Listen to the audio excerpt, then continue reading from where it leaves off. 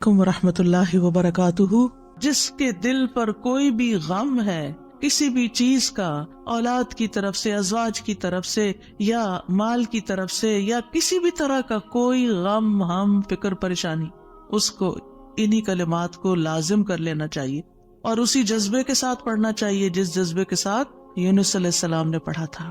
وَنَجَّيْنَاهُ مِنَ الْغَمِّ، اس وقت وہ غم میں گھرے ہوئے تھے تو اللہ نے ان کو نجات دے دی۔ وَكَذَلِكَ نُنْجِي الْمُؤْمِنِينَ، یہ صرف ان کے لیے نہیں تھا، ہم اسی طرح سارے مومنوں کو نجات دیتے ہیں۔ جو بھی یہ دعا پڑھے گا اس کو غم سے نجات مل جائے گی۔ تو گویا مومنوں کو اس بات کی ترغیب دی جا رہی ہے، اس بات کا سلیقہ سکھایا جا رہا ہے کہ غم اور دکھ اور تکلیف کے موقع پر انہیں کیا پڑھنا ہے، کیا کہنا ہے۔ اور جب انسان یہ دیکھتا ہے کہ سابقہ مومنین کو اس دعا کی وجہ سے تکلیف سے نجات ہوئی تو اس کا ایک یقین بڑھ جاتا ہے کہ اللہ تعالیٰ میری تکلیف بھی دور کر دے گا۔ اگر وہ رب یونس علیہ السلام کو مچھلی کے پیٹ سے نکال سکتا ہے تو میرا رب مجھے اس مشکل سے کیوں نہیں نکالے گا، کیوں نہیں نکال سکتا، وہ ضرور نکالے گا۔ تو اس سے خاص طور پر یہ بات پتہ چلتی ہے کہ تحلیل یعنی لا الہ الا اللہ اور تسبیح سبحان اللہ یا سبحانک، یہ ہر غم کو دور کرنے کے لیے مجرب نسخے ہیں۔ یہ دو چیزیں کرب اور مصیبت سے نجات دلاتی ہیں۔ تو جو شخص بھی اللہ کی کتاب پر ایمان رکھتا ہے، قرآن مجید کو اللہ کا کلام سمجھتا ہے، اللہ کے وعدے پر بھروسہ کرتا ہے، اللہ کی اس بات کو سچا سمجھتا ہے، تو پھر وہ اسی طریقے پر اس دعا کے ساتھ اپنے رب کو پکارے تو اللہ تعالیٰ اس کی دعا قبول کرے گا اور اس کو غم سے نجات دے گا۔ اس دعا کی فضیلت کے بارے میں احادیث بھی آتی ہیں۔ نبی صلی اللہ علیہ وسلم نے فرمایا، ذُنُّون کی دعا جب وہ مچھلی کے پیٹ میں تھے، یعنی لا الہ الا انت سبحانک انی کنت من الظالمین، جب بھی کوئی مسلمان کسی معاملے میں ان الفاظ کے ساتھ اپنے رب سے دعا کرے، وہ دعا اس کے لیے ضرور قبول ہوگی۔ اللہ سبحانہ تعالیٰ کے بعد نبی صلی اللہ علیہ وسلم نے بھی اس بات کو کنفرم کیا ہے کہ یہ دعا مسائل کا حل ہے۔ بہت لمبے چوڑے وظیفے پڑھنے کی بھی ضرورت نہیں، لیکن پڑھے تو کوالٹی کے ساتھ، درد کے ساتھ، تڑپ کے ساتھ، تکرار کے ساتھ، اصرار کے ساتھ، افتقار کے ساتھ، اپنی محتاجی ظاہر کرتے ہوئے، اپنی غلطی کا اعتراف کرتے ہوئے۔ اسی طرح سلسلہ صحیحہ کی حدیث ہے، رسول اللہ صلی اللہ علیہ وسلم نے فرمایا، کیا میں تمہیں ایسی چیز نہ بتا دوں کہ جب تم میں سے کسی آدمی کو رنج و الم اور دنیا کی آزمائشوں میں سے کوئی آزمائش آئے تو وہ اس دعا کو پڑھے تو اس کی تکلیف دور ہو جائے گی۔ تو آپ سے کہا گیا کیوں نہیں؟ آپ نے فرمایا وہ مچھلی والے کی دعا ہے، لا الہ الا انت سبحانک انی کنت من الظالمین، کہ جس کو بھی آزمائش آئے وہ یہ دعا پڑھ لے تو اس کی دعا قبول ہو جائے گی، آزمائش ختم ہو جائے گی۔ ایک روایت میں آتا ہے، سعد کہتے ہیں، ایک مرتبہ مسجد نبوی میں میرا گزر عثمان بن عفان رضی اللہ عنہ کے پاس سے ہوا۔ میں نے انہیں سلام کیا، انہوں نے نگاہیں بھر کے مجھے دیکھا لیکن جواب نہیں دیا۔ میں عمر بن خطاب رضی اللہ عنہ کے پاس آیا، ان سے 2 دفعہ سوال کیا کہ کیا اسلام میں کوئی نئی چیز پیدا ہو گئی ہے؟ انہوں نے کہا نہیں، کیوں، کیا ہوا؟ میں نے کہا میں ابھی مسجد میں عثمان رضی اللہ عنہ کے پاس سے گزرا تھا، میں نے انہیں سلام کیا، انہوں نے نگاہیں بھر کے مجھے دیکھا لیکن جواب نہیں دیا۔ عمر رضی اللہ عنہ نے پیغام بھیج کر حضرت عثمان کو بلا لیا اور فرمایا کہ اپنے بھائی کے سلام کا جواب دینے میں آپ کو کیا رکاوٹ پیش آئی، کس چیز نے آپ کو روکا؟ عثمان رضی اللہ عنہ نے کہا کہ میں نے تو ایسا نہیں کیا۔ سعد کہتے ہیں میں نے کہا بالکل ایسا ہی کیا ہے۔ کہتے ہیں حتیٰ کہ عثمان رضی اللہ عنہ نے قسم کھا لی تو میں نے بھی قسم کھا لی۔ پھر عثمان رضی اللہ عنہ کو کچھ یاد آ گیا تو انہوں نے کہا بلا واستغفر اللہ واتوب الیہ، ہاں ایسا ہوا ہے، میں اللہ سے معافی مانگتا ہوں اور توبہ کرتا ہوں۔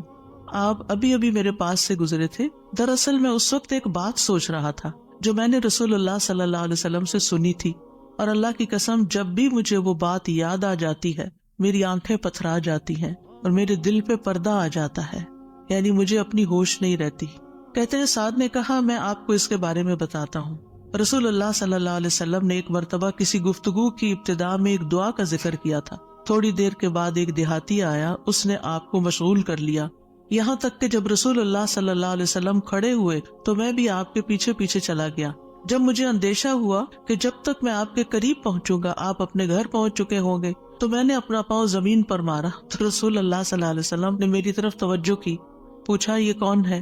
ابو اسحاق ہے. کہتے ہیں میں نے عرض کیا جی یا رسول اللہ صلی اللہ علیہ وسلم. آپ نے فرمایا کیا بات ہے؟ کہتے ہیں میں نے عرض کیا کہ آپ نے ہمارے سامنے ابتدا میں ایک دعا کا تذکرہ کیا تھا اور پھر ایک دیہاتی نے آپ کو مشغول کر لیا اور آپ نے وہ بتائی نہیں دعا. آپ نے فرمایا ہاں وہ یونس علیہ السلام کی دعا ہے جو انہوں نے مچھلی کے پیٹ میں مانگی تھی، یعنی لا الہ الا انت سبحانک انی کنت من الظالمین. کوئی بھی مسلمان جب بھی کسی معاملے میں ان الفاظ کے ساتھ دعا کرے گا تو دعا ضرور قبول ہوگی. اب آپ دیکھیے کہ یہ صحابہ ہیں، یعنی کہنے کو تو یہ حدیث کا آخری حصہ میں سنا کے آگے چلتی، لیکن مجھے یہ بات اس لحاظ سے اچھی لگتی ہے کہ اس میں ہمارے سیکھنے کی کچھ اور باتیں بھی ہیں. وہ یہ کہ اتنے جلیل القدر صحابی جو رسول اللہ صلی اللہ علیہ وسلم کے انتہائی قریب تھے، یعنی ان سے پائس امت میں کون ہو سکتا ہے؟ حضرت عمر ہو، حضرت عثمان ہو، حضرت علی ہو، حضرت ابوبکر رضی اللہ عنہ ہو، لیکن انسان تھے اور ان پر بھی ایسی غیر معمولی کیفیات آتی تھی کہ وہ اپنی سوچوں میں یا اپنے حالت میں ایسے مشغول ہوتے تھے کہ ان کو سامنے کی چیز نظر نہیں آتی تھی. بعض اوقات ایسا کوئی غم ہوتا ہے، کوئی بات ہوتی ہے، ہو سکتا ہے نبی صلی اللہ علیہ وسلم نے آپ کی آخری وقت کے بارے میں فتنوں کی کوئی پیشن گوئی کی ہو، کیونکہ یہاں بات کا نہیں پتہ چلتا کہ کون سی بات ان کو ہر چیز بلا دیتی تھی. دوسری بات یہ کہ بعض اوقات انسان کا حافظہ ایسے ساتھ چھوڑ جاتا ہے کہ وہ کہتا ہے کہ یہ کام ہوا ہی نہیں. نہ صرف یہ کہ وہ کہتا ہے نہیں، بلکہ اس کے بعد قسم بھی کھا لیتا ہے. اور دونوں صحابہ نے قسم کھا لی. بعد میں احساس ہوتا ہے اوہ ہاں اب یاد آیا. ہو سکتا ہے آپ کے ساتھ کبھی ایسا کوئی مرحلہ ہوا اور اس کے بعد کس قدر شرمندگی ہوئی. پچھلے دنوں میرے ساتھ یہی ایک معاملہ ہوا. کسی نے مجھے کچھ امانت دی کسی کو دینے کے لیے اور میں جلدی میں تھی، وہ جلدی سے رکھ کے ڈرار میں بھول گئی. اس کے بعد جس کی امانت تھی اس نے مجھ سے پوچھا تو میں نے کہا کہ بالکل نہیں، مجھے تو کچھ پتا نہیں، کچھ پتا نہیں. 2-3 دفعہ انہوں نے پوچھا، انہوں نے ہر دفعہ کہا مجھے کچھ پتا نہیں، ایسا کچھ بھی نہیں. لا حول ولا قوت الا باللہ. پھر جب اس شخص سے پوچھا گیا تو پھر دور جا کے مجھے یاد ہے ہاں وہ میں نکل رہی تھی اور جلدی میں ایسے ہوا تھا. اور میں سوچوں کہ یا اللہ ایسی پھر تکلیف ہوتی ہے نا اندر کہ اتنی دفعہ میں نے غلط بیانی کی. حافظے کی کمزوری اب اس انسیڈنٹ کو بالکل بھول جانے کی وجہ سے. خاص طور پر اگر میں کلاس کے لیے نکل رہی ہوں اور مجھے کوئی کچھ بات کہے تو مجھے سمجھ نہیں آتی یہ کیا کہہ رہا ہے. یعنی آپ کی زندگی میں بھی کوئی ایسے اوقات ہوتے ہیں نا جب آپ کسی ضروری کام یا ضروری سوچ میں تو بچے آ کے کچھ کہتے ہیں وہ فلاں آیا ہے، فلاں کا فون ہے، اور آپ ایسے سنی انسنی کر دیتے ہیں جیسے آپ کو علم ہی نہ ہو. ہم سب انسان ہیں، ہم کمزور ہیں، ہم سے ایسی غلطیاں ہوتی ہیں، ہمیں ایسی غلطیوں کا احساس ہوتے ہی معافی مانگ لینی چاہیے. اور یہ جو ہم استغفار کرتے تو وہ کہتے کون سا گناہ کیے، کوئی گناہ تو ہے نہیں، اس بات کا استغفار. بے شمار گناہ ہیں ہمارے اور ہم نے اپنا اعمال نامہ کوئی نہیں دیکھا اب تک کہ جس سے ہمیں یہ پتا چلے کہ وہ مٹ چکے ہیں کہ نہیں مٹ چکے، اور ہمیں اسٹل ابھی اور بھی معافی مانگنے کی ضرورت ہے. تو جب تک ہماری جان میں جان ہے ہم سے کچھ نہ کچھ غلطیاں، کمیاں، کوتاہیاں ہوتی رہیں گی، جانے انجانے. خلق الانسان ضعیفا، ہم کمزور پیدا کیے گئے، چاہے ہم نیکی کے، علم کے، اخلاق کے کسی بھی مرتبے پر ہوں، ہم کمزور ہیں، ہم میں کوئی بڑائی نہیں ہے اور ہم سب غلطیاں کرتے ہیں. تو ہونا کیا چاہیے؟ جو ہی یاد آئے غلطی تو غلطی کا اعتراف کر لینا چاہیے، معافی مانگ لینی چاہیے. بندوں سے بھی مانگ لینی چاہیے، اللہ سے بھی معافی مانگ لینی چاہیے، اور پھر اللہ تعالیٰ کی طرف رجوع کرنا چاہیے. اللہ سبحانہ تعالیٰ معاف کر دینے والا ہے اور وہی ایک اکیلا ہے جو مشکلات سے نکال سکتا ہے. یہ پکا یقین ہونا چاہیے، اور جتنا زیادہ یہ یقین ہوگا نا اتنا ہی زیادہ ہم اللہ کی طرف رجوع کریں گے، اتنا ہی زیادہ محبت کے ساتھ پھر اللہ ہی کو پکاریں گے کہ دروازہ یہی ہے جس کو کٹکھٹانا ہے، ہمیں ادھر سے ہی مسئلہ حل ہونا ہے اور کوئی رستہ نہیں ہے. جتنی توحید خالص ہوگی اتنی ہی دعا مؤثر ہوگی. اور یہ دعا جو ہے اس کو دعا الکرب بھی کہا جاتا ہے، تکلیف دور کرنے والی دعا. ہمارے ہاں اس کو آیت کریمہ کہا جاتا ہے، ورنہ ہر آیت آیت کریمہ ہے. کریمہ کا مطلب معزز، اور اس کی کوئی گنتی مقرر نہیں ہے. لیکن اگر آپ تکرار سے پڑھیں، 100 دفعہ پڑھ لیں، 20 دفعہ پڑھ لیں، 50 دفعہ پڑھ لیں، ضرور پڑھ لیں، وہ منع بھی نہیں ہے. لیکن ایک مخصوص تعداد میں پڑھنے سے ہی مشکل کا حل ہونا، یہ یقین رکھنا یہ غلط ہے، ایسا نہیں ہونا چاہیے. تو اس دعا میں پھر دہرا دیتی ہوں کیونکہ اصل سبق یہ ہے جو آپ کو سیکھنا ہے. اور دعا تو آپ کو سب کو آتی، پہلے سے بھی پتا ہے، اور یہ حدیثیں بھی سنی ہوئی ہیں. جس چیز کو پلے باندھنا، جس چیز کو پکڑ کے رکھنا ہے، وہ کیا چیز ہے کہ جس سے یہ دعا اتنی افیکٹو ہے. تو اس میں 4 چیزیں ہیں. ایک ہے توحید، دوسرے ہے اللہ کو ہر عیب اور نقص سے پاک قرار دینا. تیسرے اپنے عبودیت کا اقرار کہ میں بندہ ہوں، غلطیوں والا ہوں. اور چوتھے اپنی غلطی اور کوتاہی کو مان جانا، اپنی غلطی کا اعتراف کرنا. جس بندے کے اندر یہ 4 چیزیں ہوں گی، جس دعا میں یہ 4 چیزیں آ جائیں گی، انشاءاللہ وہاں مسائل حل ہو جائیں گے. اور پھر آپ دیکھیے کہ انسان کا نفس جو ہے نا، ایک دم ذرا سی بھی کوئی اس کو چیز ملے، کچھ حاصل ہو تو ایک سرکشی کا شکار ہو جاتا ہے، تکبر اور غرور میں آ جاتا ہے. تو اپنے آپ کو تکبر اور غرور سے نجات دینا ہے، کیونکہ کچھ لوگوں کا خیال ہوتا ہے کہ I am very important and I can do every thing, اور میں سب کچھ کر سکتا ہوں، اور سیلف ریلائنس ہوں، میں سیلف میڈ ہوں، اور پتہ نہیں کیا کیا اپنے بارے میں جھوٹی توقعات اور اپنے آپ کو بڑھا چڑھا کے پیش کرنا اور اپنے آپ کو بڑی چیز سمجھنا. یہ چیزیں اللہ تعالیٰ کو پسند نہیں. لیکن افسوس یہ کہ یہاں کے کلچر کی وجہ سے یہ چیزیں ہمارے بچوں کے اندر اتنی انسٹل ہو گئی ہیں کہ وہ ایک ایروگنس کے لیول تک بعض اوقات اخلاق پہنچ جاتا ہے، جو کہ انتہائی خطرناک ہے. تو بچوں کی تربیت میں یہ ایلیمنٹ یاد رکھے کہ ان کو کانفیڈینس دے کہ یو کین ڈو، آپ ٹرائی کرو، آپ کر سکتے ہو. اللہ نے آپ کو یہ اور یہ اور یہ دیا، نعمتوں کو یاد کرائیں، لیکن اس کی ایک لکیر کھینچے، اس سے آگے نہیں جائیں. یو آر ناٹ ایوری تھنگ. کرنے والا اللہ ہے، انسان صرف اسباب اختیار کرتا ہے، لیکن ساری طاقت لا حول ولا قوت الا باللہ. اور پھر یہ کہ اللہ تعالیٰ کی جو خالق کی عظمت ہے اور اس کی جو اہمیت ہے ہماری زندگی میں، اس کا اظہار اور اقرار کرنا اور اس کو پاک قرار دینا اور اس سے ظلم کی نفی کرنا کہ آپ ظالم نہیں، میں ظالم ہوں، انی کنت من الظالمین، اور غلطیاں میری ہیں، یہ بہت ضروری ہے. جہاں تک غم اور پریشانی کا تعلق ہے زندگی میں، تو یاد رکھیے کہ غمگین رہنا ایمان کی علامت نہیں. ٹھیک ہے، یعنی ہر وقت غمگین نہیں رہنا چاہیے. غم ایمان کے مراتب میں سے نہیں. ابن قیم رحمہ اللہ کہتے ہیں، جان لیں غم راستے کی رکاوٹوں میں سے ہے. یعنی اللہ کی طرف جانے والا جو راستہ ہے، سالک کہتے ہیں نا جانے والے کو، آپ نے سنا ہوگا لفظ سالک. تو اللہ کی طرف جانے والا جو راستہ ہے، غم اس راستے کی رکاوٹ ہے. غم آپ کی ہمت، طاقت، صلاحیت کو کم کرتا ہے، آپ کی عبادت میں رکاوٹ ڈالتا ہے. آپ نماز شروع کر لیتے ہیں، آپ کو پتہ ہی نہیں ہوتا کہ کیا پڑھ رہے ہیں. آپ دعا مانگنے لگتے ہیں، آپ کا دل اڑا ہوا ہوتا ہے، آپ کو سمجھ نہیں آتی آپ کیا بول رہے ہیں. تو غم سے ہمیشہ پناہ مانگے کہ ہم پر غم نہ آئے. وہ کہتے ہیں یہ ایمان کے مراتب اور مقامات میں سے نہیں، اور نہ ہی اللہ کے راستے پر چلنے والوں کی منازل میں سے ہے. یہی وجہ ہے کہ اللہ نے کسی ایک جگہ پر بھی غم کرنے کا حکم نہیں دیا. صبر کا حکم دیا، شکر کا حکم دیا، توکل کا دیا، لیکن غم کرنے کا حکم نہیں دیا کہ غم کرو، غمگین رہو. اور نہ ہی غم کی کہیں تعریف فرمائی ہے، بلکہ غم سے منع کیا ہے. غم مصیبتوں میں سے ایک مصیبت ہے، اور ہمیں دعا کرتے رہنا چاہیے کہ اللہ تعالیٰ اس مصیبت کو ہم سے دور ہی رکھے. یہی وجہ ہے کہ جنتی لوگ جنت میں پہنچ کر کیا کہیں گے؟ الحمدللہ الذی اذہب عنا الحزن. سب تعریفیں اللہ کے لیے ہیں جس نے ہم سے غم دور کر دیا. یعنی جنتی جنت میں جا کر جس چیز سے خوش ہوں گے وہ کیا کہ جنت میں غم نہیں ہے، کوئی پریشانی نہیں ہے. اللہ سبحانہ و تعالیٰ بندے کو غمگین ہونے سے منع فرماتا ہے. سورۃ آل عمران میں جنگ احد کے سلسلے میں اللہ تعالیٰ فرماتے ہیں اذ تسعدون ولا تلوون علی احد والرسول يدعوكم في اخراكم فاصابكم غما بغم لكي لا تحزنوا على ما فاتكم ولا ما اصابكم والله خبير بما تعملون. اور وہ وقت یاد کرو جب جنگ احد میں تم بھاگے چلے جا رہے تھے اور کسی کی طرف مڑ کر بھی نہ دیکھتے تھے، حالانکہ اللہ کا رسول تمہیں پیچھے سے بلا رہا تھا. پھر اللہ نے تمہیں رنج پر رنج دیے تاکہ تم ایسی بات پر غم نہ کرو جو تمہارے ہاتھ سے نکل جائے، اور نہ ایسی مصیبت پر غم کرو جو تم پہ نازل ہو. اور جو کام بھی تم کرتے ہو اللہ ان سے خوب واقف ہے. یعنی یہ ٹریننگ ہو رہی تھی. یعنی ایک کے بعد ایک صدمہ کیوں آیا؟ تاکہ غم زندگی سے نکل لی جائے.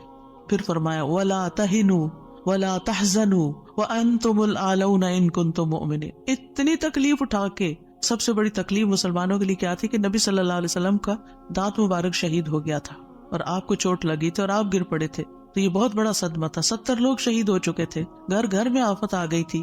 لیکن اتنے بڑے صدمے کے بعد بھی اللہ تعالیٰ کا حکم کیا ہے؟ وَلَا تَهِنُوا وَلَا تَحْزَنُوا. غمگین مت رہو، غم نہیں کرو. غم کا موقع ہے، غم کی بات ہے، لیکن فرمان نہیں غم نہیں کرنا، کیونکہ غم انسان کو کھوکھلا کر جاتا ہے، غم انسان کو کمزور کر جاتا ہے. تمہیں تو آئندہ ابھی اور مقابلے کرنے ہیں، اور اگر تم غم منانے بیٹھ گئے تو ہمت، جرت سب کچھ چلا جائے گا. بزدل ہو جاؤ گے. غم ایک مصیبت نہیں، غم مصیبتوں کی لائن لے کے آتا ہے، ایک کے بعد ایک مصیبت اس کے ساتھ چلی آتی ہے، اس لیے غمگین نہیں ہونا. موسیٰ علیہ السلام کی والدہ نے جب موسیٰ علیہ السلام کو چھوڑنا تھا دریا میں تو اللہ تعالیٰ نے ان کی طرف الہام کیا کہ بچے کو دودھ پلاتی رہو ابھی، پھر جب تجھے اس کے قتل کا خوف ہو تو اسے دریا میں ڈال دینا. اور کیا کرنا؟ وَلَا تَخَافِي وَلَا تَحْزَنِي، نہ خوف کرنا نہ غم کرنا. اللہ اکبر. کوئی بھی ماں جس کا بچہ چھوٹا ہو وہ تو کسی دوسرے کے ہاتھ میں بھی بچے کو دیتے ہوئے خوف اور غم کا شکار ہوتی ہے. خوف کیا ہوتا ہے؟ پتہ نہیں گرا ہی نہ دے بچے کو، اور غم کیا ہوتا ہے کہ جدائی ہو گئی ہے بچے سے، پتہ نہیں یہ کیا سکھا دیں اس کو، پتہ نہیں یہ کیسے پیش آئے اس سے. تو ماں اگر اپنا بچہ کسی اور کو دیتی ہے تو غمگین ہوتی. کہاں یہ ہے کہ باسکٹ میں ڈال کے دریا میں ڈال دو، اور ساتھ اللہ کا حکم خوف اور غم کرنا ہی نہیں. اب بتائیں کیا کرے، کیسے دل کو تھامے. یہی اصول سیکھ لے زندگی کے لیے. جہاں کہیں غم پاس آئے، کہیں رونا آئے، کہیں دکھی ہو، اللہ تعالیٰ کا یہ فرمان یاد کر لیں. اور ہے بھی عورت کے لیے، وَلَا تَخَافِي وَلَا تَحْزَنِي، اپنے آپ کو خود یاد کرائیں. وَلَا تَخَافِي وَلَا تَحْزَنِي کہتی رہیں، وَلَا تَخَافِي وَلَا تَحْزَنِي، نہ خوف کرو نہ غم کرو، اللہ ہے نا، اللہ مشکل آسان کر دے گا. جس چیز پر بھی تکلیف غم ہوتا ہے اللہ تعالیٰ دن بدلیں گے، یہ سارے حالات بدل جائیں گے. آپ اگر اپنے ماضی کو دیکھیں، کتنے ہی واقعات ایسے ہوئے جن پہ آپ بے حد غمگین ہوئے، پھر ابھی کیوں نہیں ہو رہے؟ تو گزر گیا نا. تو اگر اس وقت بھی تھوڑا کنٹرول کر لیتے تو اچھا ہی تھا. کیونکہ یہ جو سٹریس ہوتا ہے نا، اور یہ غم اور خوف کا مجموعہ سٹریس پھر بن جاتا ہے. اور یہ جو سٹریس ہوتا ہے نا، یہ انسان کو بیمار کر دیتا ہے، فزیکلی بھی کمزور کرتا ہے، اور ایمانی اعتبار سے بھی کمزور کرتا ہے، روحانی اعتبار سے کمزور کرتا ہے. انسان کا دل کمزور ہو جاتا ہے، چھوٹی سی بات سنتا ہے تو اس کے حواس باختہ ہو جاتے ہیں، کسی بھی چیز کا مقابلہ نہیں کر پاتا. تو اللہ سبحانہ و تعالیٰ نے ان کو کہا غم نہ کرو، بے شک ہم اسے تیرے پاس واپس لانے والے ہیں، واپس تمہارے ہی پاس آئے گا. اور آپ اپنا بچہ کسی کو بھی دیتے ہیں تو واپس آپ ہی کے پاس آتا ہے، اور اسے رسولوں میں سے بنانے والے، اللہ یہ کہ اللہ اپنے پاس بلا لے، پھر تو ہم سے زیادہ اللہ کا ہے نا. انا للہ و انا الیہ راجعون. نبی صلی اللہ علیہ وسلم نے غار ثور میں کیا کیا تھا؟ اذ ہما فی الغار اذ یقول لصاحبہ لا تحزن، غم نہیں کرنا، ان اللہ معنا. یعنی کس طرح بے یار و مددگار انسان ایک ایسی جگہ پر ہو جہاں ساری قوم دشمن بنی ہوئی ہو اور پھر بھی غم نہ کرے، سارے ساتھ چھوڑ دے، الٹا مخالفت کرے، جان کے دشمن بن، پھر بھی غم نہیں کرو، غم نہیں کرو. اور حضرت ابوبکر تو نبی صلی اللہ علیہ وسلم کے لیے غمگین ہو رہے تھے نا. ابن قیم کہتے ہیں 4 چیزیں جسم کو برباد کر دیتی ہیں: پریشانی، غم، بھوک اور بیداری. پریشانی اور غم پختہ عزم کو کمزور کر دیتے ہیں اور دل میں کمزوری پیدا کر دیتے ہیں، اور بندے اور اس کے کاموں میں محنت کرنے کے درمیان رکاوٹ بن جاتے ہیں جو کام اس کے لیے مفید ہوتے ہیں. یعنی آپ پروڈکٹیو نہیں رہتے، اور یہ سفر کا راستہ کاٹ دیتے ہیں.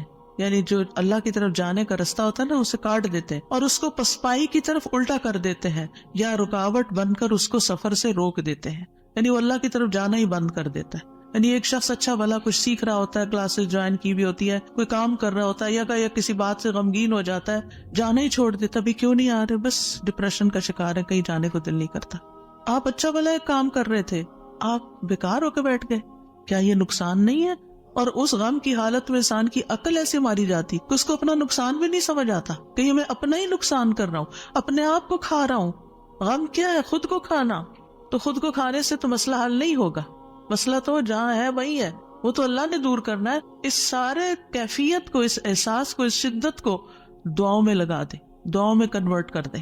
امام ابن قیم کہتے ہیں یا اس کے علم سے رکاوٹ بن جاتے، علم کے لیے رکاوٹ بن جاتا ہے غم. تو یہ چیزیں سفر پر جانے والے کی پشت پہ بہت بھاری بوجھ ہیں: پریشانی، غم، بھوک اور بیداری. یعنی جو صحیح نیند نہیں لیتا رات کی، جو صحیح فوڈ نہیں لیتا، یعنی اپنی ضرورت کی غذا نہیں لیتا، اور جو غم اور پریشانی کا شکار رہتا ہے، وہ شخص کسی کام کا نہیں رہتا، بیکار، نکما. اور آپ دیکھیں جب انسان بیکار ہوتا ہے نا، جو کوئی کام کا نہیں ہوتا، کسی کی خدمت اور مدد میں نہیں ہوتا، وہ تنہا ہو جاتا ہے، اس کی کوئی قدر و قیمت نہیں رہتی، کوئی اس کو لک فارورڈ نہیں کرتا، کوئی اس سے محبت نہیں کرتا. بیکار انسان اپنی قدر گنوا دیتا ہے. وہ کہتے ہیں پنجابی کا محاورہ ہے، چم نہیں کم پیارا. چم کا مطلب ہوتا ہے چمڑا، اسکن. یعنی اگر آپ کی اسکن بڑی گلو کر رہی ہے تو وہ کسی کو اچھی نہیں لگے گی، آپ جتنا چاہیں میک اپ لگا کے خوبصورت بن کے آ جائیں، لیکن اگر آپ کام کے بندے ہیں نا، کسی کے آپ کام کرتے ہیں، آپ پروڈکٹیو ہیں، آپ کسی کے مددگار ہیں، تو ہر کوئی آپ سے پیار کرے گا. یہ ایک اصول، ایک فطرت کی بات ہے. چاہے اپنے بچے ہی کیوں نہ ہو، اگر وہ بیکار رہنے کے عادی ہو گئے ہیں تو آپ دن رات ان پہ غصہ کرتے ہیں کہ تم سست ہو، تم بیکار ہو، تم کسی کام کے نہیں ہو. اور اس کو بیکار کس چیز نے کیا؟ فکر، پریشانی، غم، دکھ، تکلیف، ان چیزوں نے. تو ان کا علاج کرنا ہوگا. ابراہیم بن ادم کہتے ہیں غم دو طرح کے ہوتے ہیں، ایک غم تمہارے حق میں ہے اور ایک غم تمہارے خلاف ہے.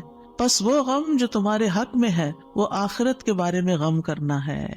سارے غموں کو ایک میں ڈھال لے، اور وہ ہے آخرت کا غم کہ وہاں میرا کیا ہوگا، کیا میں جنت میں جا سکوں گی یا نہیں.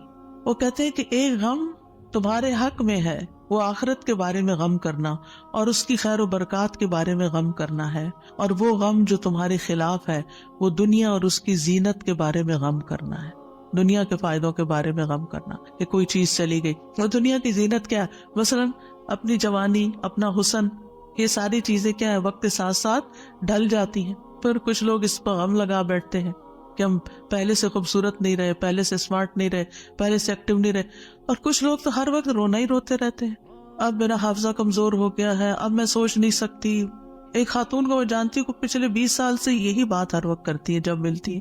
اتنی بیزاری ہوتی ہے ایسی باتیں سن کے، کیونکہ جب آپ ایسی باتیں کرتے رہتے ہیں نا تو اس سے آپ دوسروں کو بیزار کرتے ہیں اور اپنی قدر کھوتے ہیں کہ اچھا اب یہ بندہ بیکار ہو گیا ہے، اب یہ کام کا نہیں رہا، چھوڑو اس کو.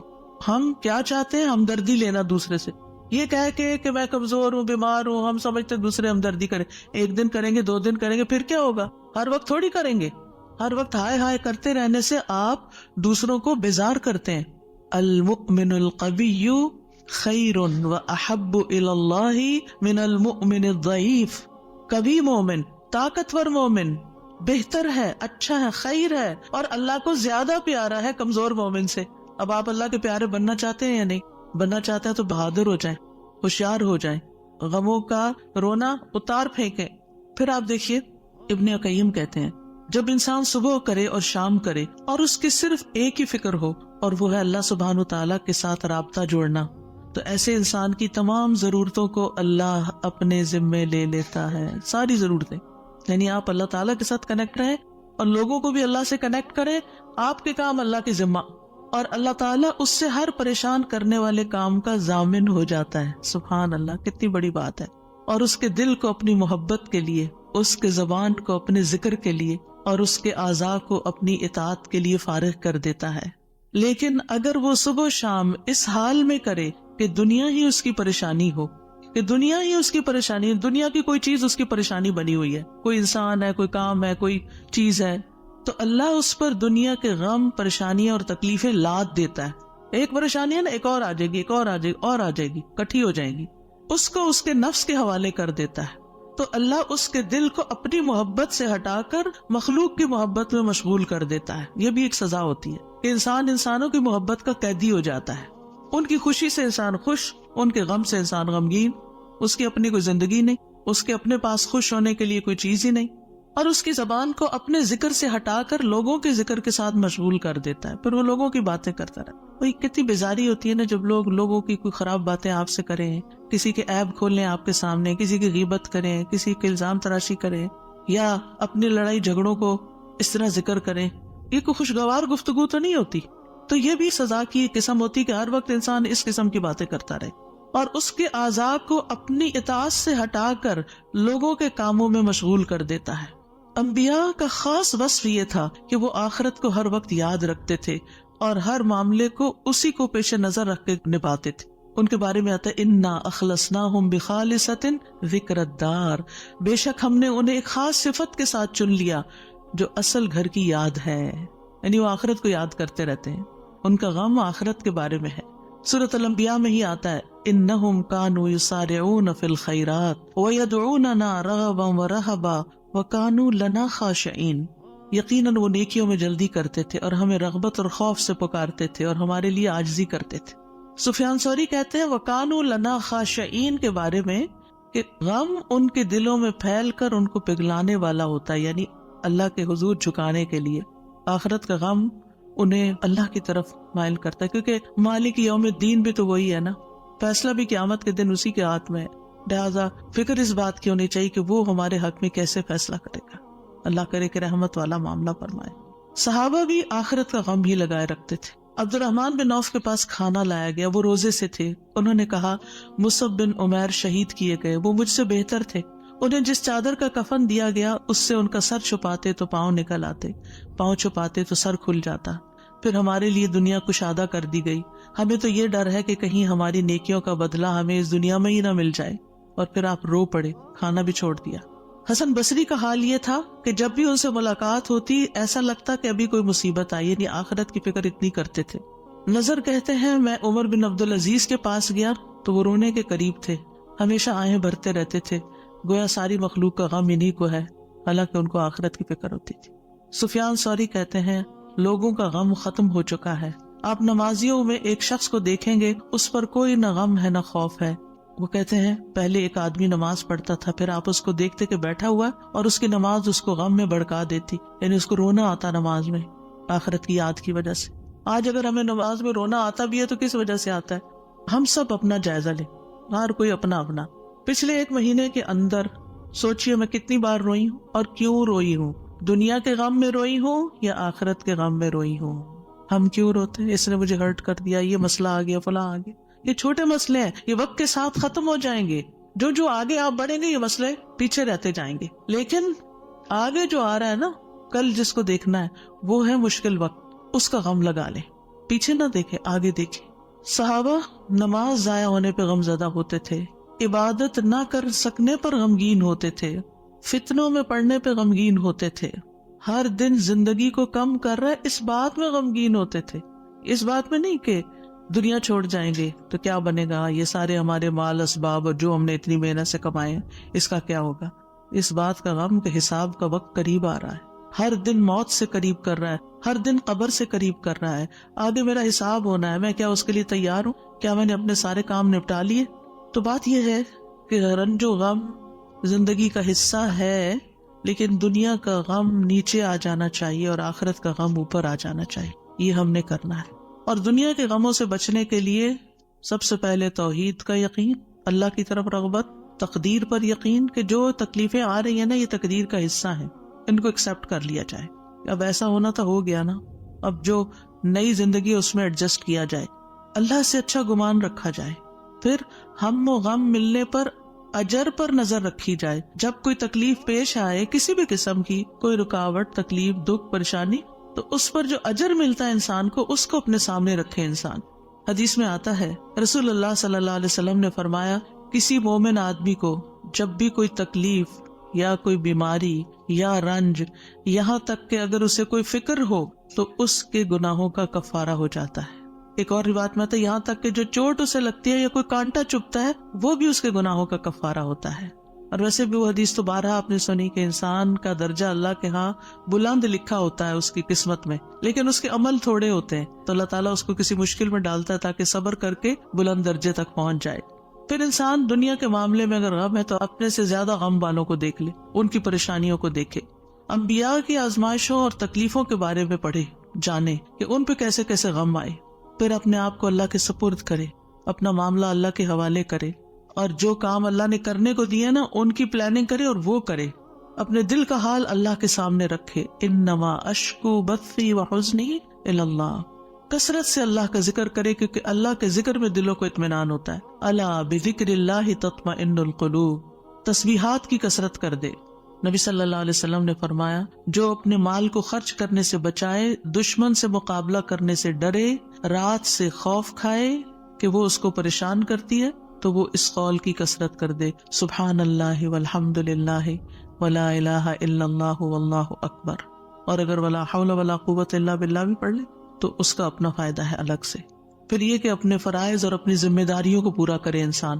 بہت دفعہ انسان کی بیکاری اس کو غمگین کرتی ہے، کرنے کا کوئی کام نہیں ہے، فارغ ہے، کوئی مقصد نہیں زندگی میں، کوئی منزل نہیں، کچھ اچیو کرنے کو نہیں، دن آتا ہے چلا جاتا ہے، تو یہ چیزیں بھی انسان کو پریشان رکھتی ہیں۔ جب آپ کی گول سیٹنگ ہوگی ہر روز کی، صبح سویرے اٹھتے ہی اور ارلی مارننگ کام شروع کر دیں گے تو پریشانیاں بھاگ جائیں گی، ان کو آپ کے پاس آنے کا وقت نہیں ملے گا کیونکہ آپ مصروف ہیں، آپ ان کو ٹائم نہیں دیں گے کیونکہ آپ کے پاس اور کام ہے۔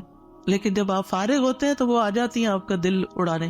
پھر نماز سے مدد حاصل کرنا، وَاسْتَعِینُوا بِالصَّبْرِ وَالصَّلَاةِ، انبیاء گھبراہٹ میں نماز کی طرف لپکتے تھے، اور جو نماز چھوڑ دیتا ہے اللہ کی مدد اس سے چھٹ جاتی. تو نماز کی پابندی، صدقہ کرنا، صدقات انسان کے غموں کو دور کرنے کا باعث ہے.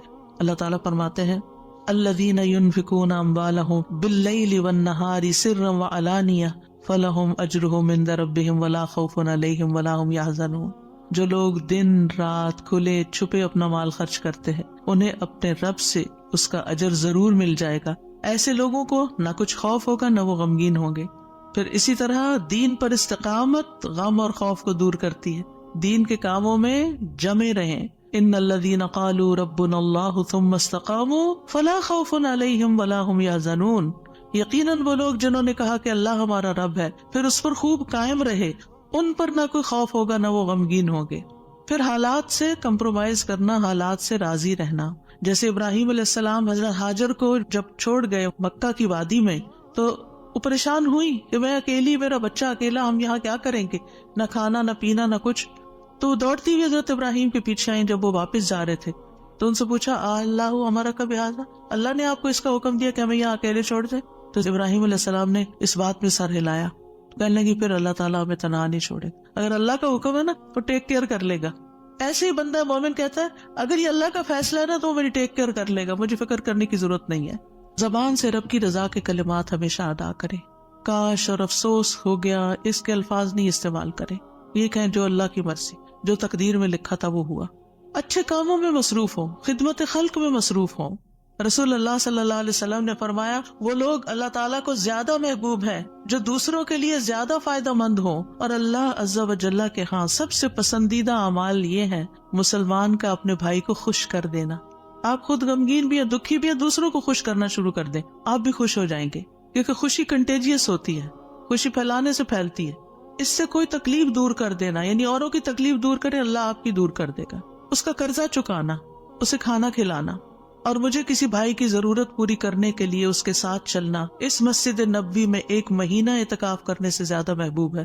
اور جس نے اپنے غصے کو روک لیا اللہ اس کی خامیوں پر پردہ ڈال دے گا، اور جو اپنے غصے کو نافذ کرنے کی سخت کے باوجود پی گیا اللہ اس کے دل کو قیامت کے دن امیدوں سے بھر دے گا. اور جو اپنے بھائی کے ساتھ اس کی ضرورت پوری کرنے کے لیے چلا اللہ تعالیٰ اس کو اس دن ثابت قدم رکھے گا جس دن قدم ڈگمگا جائیں گے. اور بد اخلاقی اعمال کو یوں تباہ کرتی ہے جیسے سرکہ شہد میں بگاڑ پیدا کر دیتا ہے. یعنی شہد میں اگر سرکہ ڈال دے تو سرکے کا ٹیسٹ غالب آ جائے گا، شہد کا پیچھے چلا جائے گا.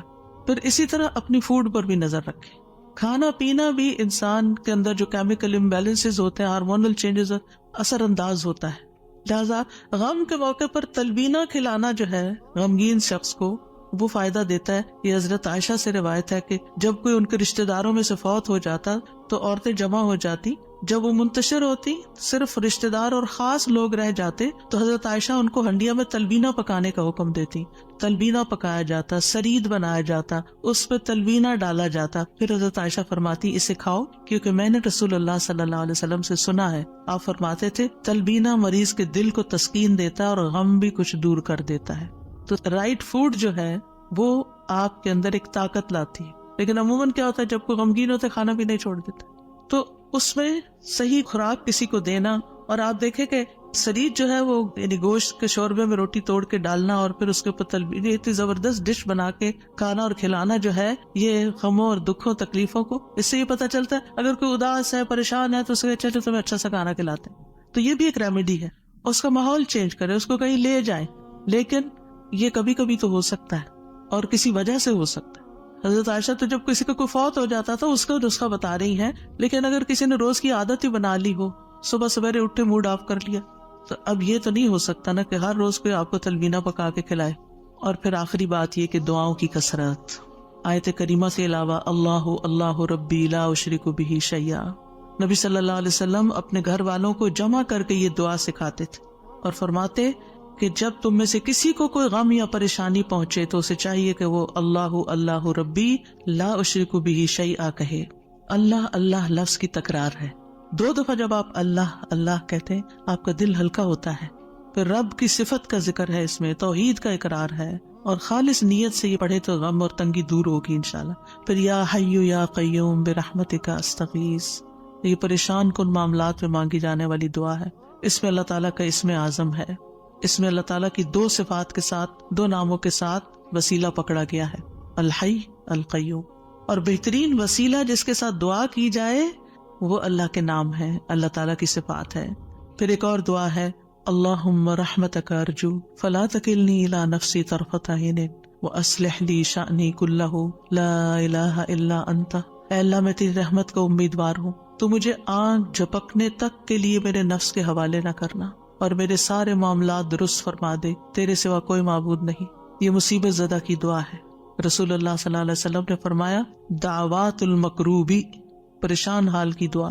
اور اس میں خاص طور پر اللہ کی رحمت کا ذکر ہے کہ اللہ میں تیری رحمت کی امید کرتی ہوں اور میرا نفس تو بڑا کمزور ہے، مجھے اس کے حوالے نہ کرنا ورنہ میں تو پڑ جاؤں گی. اور ایک لمحے کے لیے بھی نہیں. اب دیکھیے بعض اوقات آپ نے ایکسپیرینس کیا ہوگا، یہ میں اپنے پرسنل ایکسپیرینس سے بات کر رہی ہوں، ایک لمحے کے لیے کوئی خیال آ جاتا ہے کسی بھی چیز کا، کوئی ایسے پریشان کن چیز، آپ کا سارا جو سکون ہے وہ برباد ہو کے رہ جاتا ہے. تو میں اس وقت سوچتی ہوں کہ یہ شیطان تھا جس نے وار کیا ہے تاکہ اس بندے کا جو اطمینان قلب اور سکون اور خشوع اور سب برباد ہو. یعنی وہ ایسے تیر چلاتا ہے جیسے. فوراً یہ دعا پڑھے. تو نبی صلی اللہ علیہ وسلم تکلیف آنے پر یہ دعا پڑھتے، لا الہ الا اللہ العظیم الحلیم، لا الہ الا اللہ رب العرش العظیم، لا الہ الا اللہ رب السماوات ورب الارض ورب العرش الکریم. اس میں اللہ سبحانہ وتعالیٰ کے نام کے علاوہ العظیم اور الحلیم اور رب العرش العظیم اور رب العرش الکریم کی اور رب السماوات والارض کی بات کی گئی ہے. یعنی اللہ تعالیٰ کی صفات کو بیان کیا گیا ہے اور پھر توحید کا اقرار ہے. توحید کا اقرار غموں کو دور کرنے کا باعث ہے کہ میرے لیے اللہ کافی ہے، حسبی اللہ و نعم الوکیل، اللہ کافی ہے میرے لیے. پھر اللہم انی اعوذ بک من الہم والحزن والعجز والکسل والبخل والجبن وضلع الدین وغلبۃ الرجال. اے اللہ میں تیری پناہ میں آتا ہوں دکھ، غم، عاجزی، سستی، بخل، بزدلی، قرضداری کے بوجھ اور لوگوں کے اپنے اوپر غلبے سے. نبی صلی اللہ علیہ وسلم سفر میں کثرت سے یہ دعا پڑھتے کیونکہ سفر میں یہ ساری چیزیں آ جاتی ہیں نا اکٹھی ہو کے. اور پھر آپ دیکھیں کہ غم ماضی کا ہوتا ہے، فکر مستقبل کی ہوتی ہے، اور پھر بے بسی اور کمزوری اور کچھ کرنے کو دل نہ چاہنا اور کسی کی مدد نہ کرنا اور ہر چیز سے ڈرنا، بزدلی دکھانا اور لوگوں کا چڑھائی کر دینا آپ پر، یہ ساری چیزیں وبال ہیں. ان سے بچنے کے لیے دعا کرنی چاہیے. اور پھر اگر مستقل طور پر دل پریشان رہتا ہے تو اللہم انی عبدک وابن عبدک وابن امتک ناصیتی بیدک ماض فی حکمک عدل فی قضاؤک اسألک بکل اسم هو لک سمیت به نفسک او انزلتہ فی کتابک او علمتہ احدا من خلقک او استأثرت به فی علم الغیب عندک ان تجعل القرآن ربیع قلبی ونور بصری وجلاء حزنی وذہاب ہمی وغمی. اس کے لیے وعدہ ہے کہ جو یہ پڑھے گا اللہ سبحانہ وتعالیٰ اس کے غم کو خوشی میں بدل دے گا. دعائیں یاد نہیں رہتی تو دیکھ کے بھی پڑھ سکتے ہیں.